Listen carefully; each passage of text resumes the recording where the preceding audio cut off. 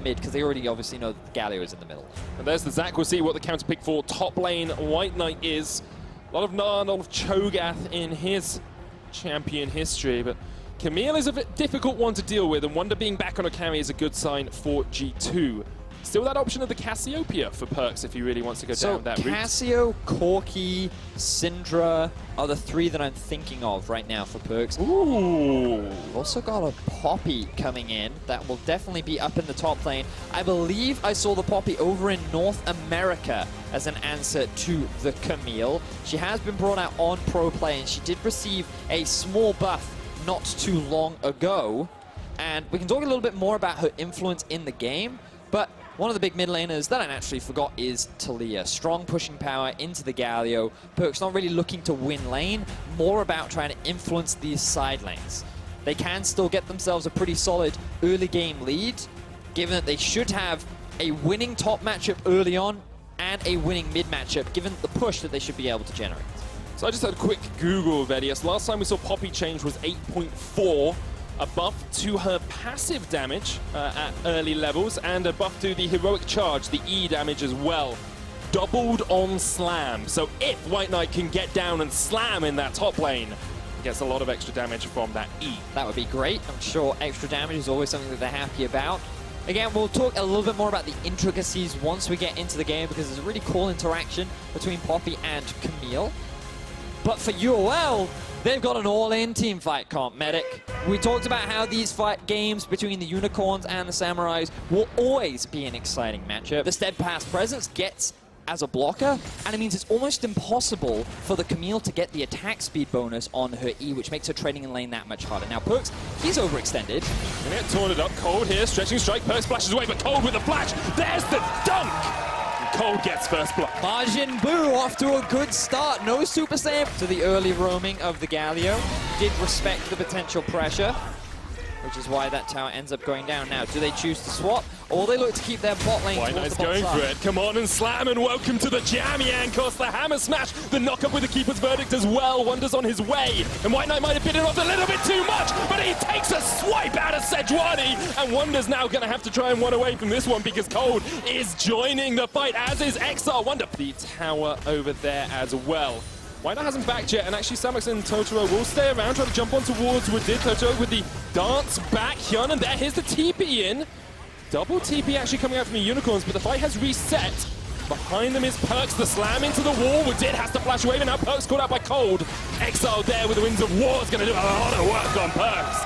And White Knight gets his second kill of the game. Oh, the positioning of Perks was off once again.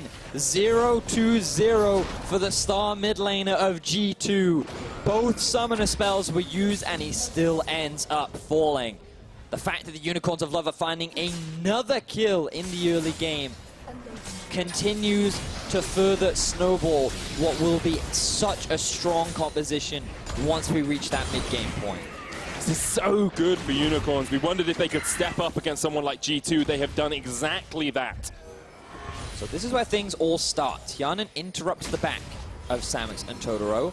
Woodid, he's just trying to check the brush to clear it out. He sees an opportunity to go all in. Now keep your eyes on the minimap. What is Perks doing? He ults in from behind, tries to get a flank off.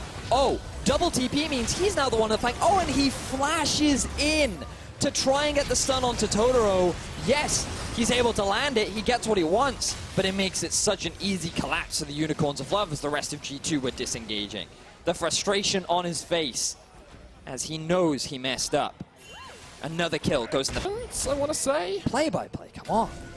I trusted you. Sorry, I'll work it out in a second. Tim Becker here tweets at us, I really like the team comp from Unicorns of Love. Counterpick should be valued more highly in the hashtag EULCS, and he puts the hashtag every game counts, which it does, and engage is going to happen here. Exile in the midst of the fray, but the charm comes out, the stretching strike from the side. Look at this! This is the Wombo! And this is exactly what the Unicorns want to do. They pick off Woodid. G2 are the team that go for the engage, and it ends in disaster. Now White Knight gonna knock Wonder away. Goodbye! He is out of there. Home run. I wonder where he may have gone. Well, it looks like he's going to go back towards the bottom lane. Another engage coming out from Cold.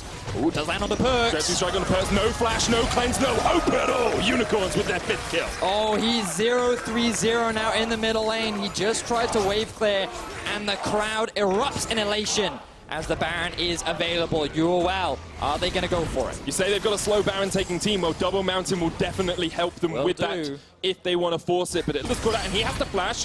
Why not pops a keeper's verdict through the goalposts? And here comes the slam.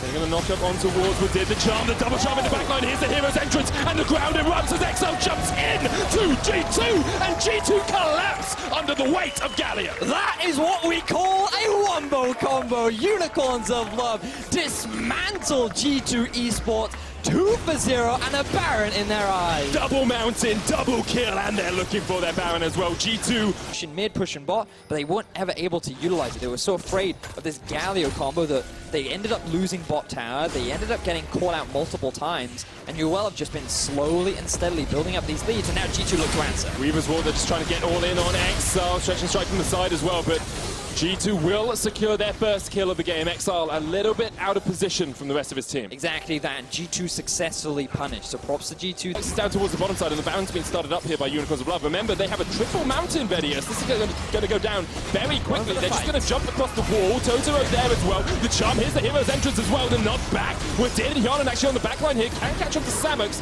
Jump in by Totoro. G2 fighting down towards the bottom side. Unicorns of Love trying to chase onto Hyanon. But TP comes in. Weaver's Wall used as well, and now Wonder's on the wrong side of this fight. White Knight's still alive. The knockback with the slam. Exile gets the taunt off. Minion's still pushing in, but Wonder's so low. Unicorn's in. Wonder gets the kill. Perks just dancing around this tower perfectly. Wonder gets the knockback double kill, and G2 somehow find a glimpse of hope. They're going to start up the Baron as well. Wadid almost dies to it, and now Totoro has to try and stop it. Holds on his way. They're being split in player. Every game counts, every moment counts, every team fight counts, every single flash counts, and when you come down to this is where you decide your fate.